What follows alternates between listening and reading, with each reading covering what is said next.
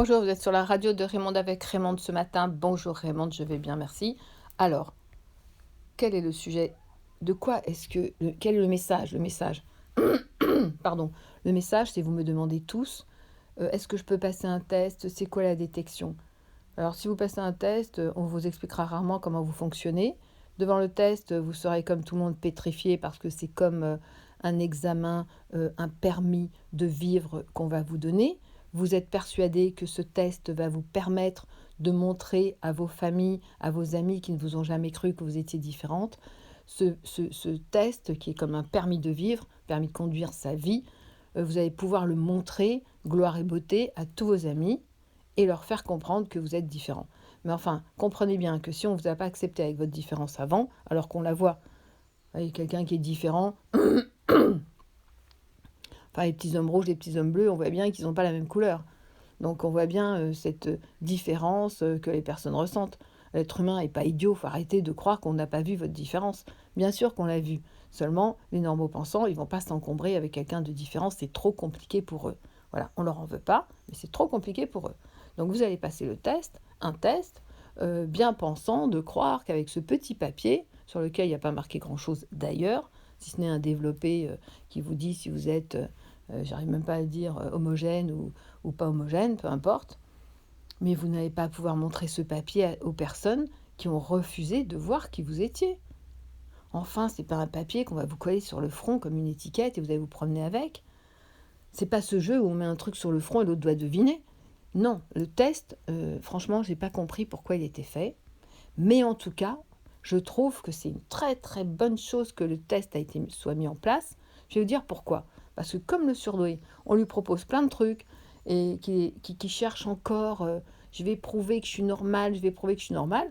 En passant le test qui a été mis en place par des normaux pensants, en passant le test, qu'est-ce que vous faites? D'abord, vous donnez raison au système qui vous refuse, qui ne veut pas de vous et qui ne vous veut pas que du bien.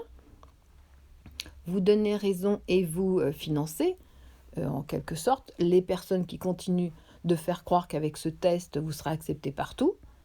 À savoir que tout le monde ne peut pas faire passer ce test, il faut être psychologue. Donc ça veut dire quoi? Ça veut dire faire partie du système de l'État qui a déclaré que les psychologues étaient diplômés de l'État, diplômés d'État. Donc les autres ne peuvent pas vous faire passer le test. Voilà. Donc les autres sont à peu près des imbéciles. Même si c'est pas dit comme ça veut dire ça. Donc c'est tout un système. Passer les tests, évidemment que c'est donner raison à un système qui ne nous veut pas que du bien.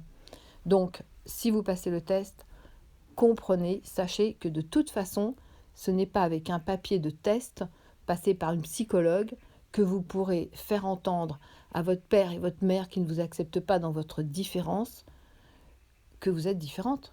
Ça n'a aucun sens. Mais pourquoi alors le surdoué veut passer ce test? Et moi, je leur dis, allez-y. C'est entre 250 et 450, franchement, allez-y. Vous ressortirez tellement déçus du test. Alors, quelles sont les personnes qui sont très intéressées après avoir passé le test? Ce sont les personnes qui sont sous contrôle émotionnel. Ça veut dire que toute personne qui est sous contrôle émotionnel va passer brillamment le test parce que le surdoué, oui, il navigue avec un QI de 120 à X, 145, voilà.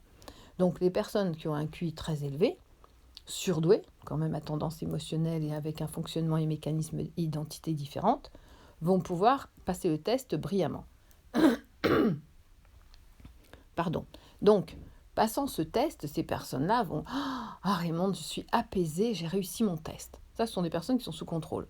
Donc c'est très peu intéressant. Les personnes étant sous contrôle n'ont rien besoin de prouver à personne, puisque de toute façon, étant sous contrôle, elles peuvent faire croire à n'importe qui que ce sont des personnes normales. Généralement, ils ont des situations d'entreprise brillantes, etc., etc. Donc aucun intérêt finalement. Une personne brillante qui passe le test et qui réussit, elle n'a pas besoin de montrer aux autres, regarde, je suis différent. C'est juste une idée intérieure et ces personnes-là, évidemment, vont les passer le test. Les autres personnes qui ont besoin de prouver l'autorisation de permis de conduire sa vie, mais vous pensez vraiment qu'avec un papier, votre mère qui n'arrête pas de vous dire « Ah mais ma chérie, fais comme tout le monde, écoute, ça suffit avec ta sensibilité », pensez vraiment qu'avec un papier, elle va vous dire « Ah ma chérie, j'accepte ta sensibilité, viens, on va se parler ». Non mais bien sûr que non, il faut arrêter de rêver là. On est en plein fantasme. Je pense d'ailleurs que tiens, ce test, c'est une des constructions utilisées du grand fantasme du surdoué qui ne rêve que d'être normaux pensants. Alors, vous pouvez essayer, j'ai essayé avant vous. Hein. Donc moi, en fait, je partage mon expérience. Le surdoué, lui, il a pas besoin de l'expérience de l'autre parce que par définition, comme m'avait dit ma fille un jour: «Maman, ton expérience ne peut pas me servir». D'accord? Déjà, j'avais compris très jeune que, voilà, il y a quelque chose qui ne pourrait pas, se être transmise. Donc, juste transmettre, les choses que je vois et les choses qui deviennent des réalités. Alors, le test pour les personnes HPI, oui, elles vont le réussir, ça va les réconforter intérieurement. Je me sens différente, je suis surdouée, point barre. Et les autres personnes qui sont vraiment dans pas une souffrance, mais bon, qui déraillent un peu, qui n'ont pas trouvé, on va dire, leur rail, et qui marchent en déséquilibre émotionnel et mental, ces personnes-là vont aller passer le test. Elles vont être dans une telle émotion parce qu'elles attendent tellement de ce test. Dites-moi que je suis différente et que je vais pouvoir le prouver à mon père, ma mère, mes frères et mes sœurs. Que évidemment que cette émotion va leur faire louper le test. Alors il y a certains psychologues qui ont quand même la finesse de dire, c'est pas une critique, hein, vous les psychologues, c'est vraiment franchement une réalité, hein, de mon quotidien, de tout ce qu'on me ramène au quotidien. Mais je suis d'accord, c'est peut-être ceux qui viennent me voir, c'est peut-être ceux qui sont dans cette recherche de frustration, voilà. Donc une personne dans l'émotion, moi je suis sûre que si je passe le test, je le rate, hein. Je vais me faire blonde, tiens, je vais passer les tests. Bon, quand j'aurai rien à faire et beaucoup d'argent à dépenser. Donc, si quelqu'un dans l'émotion qui tient tellement à ce test pour pouvoir prouver à quelqu'un qu'il est différent, mais toute l'émotion, mais vous croyez quoi? Vous allez réussir vos tests? Bien sûr que non. Mais c'est joli cette histoire de test qui est en fait le permis de conduire sa vie. C'est que le surdoué, si vous lui dites de ne pas y aller, mais il s'en fiche de ce qu'on lui dit.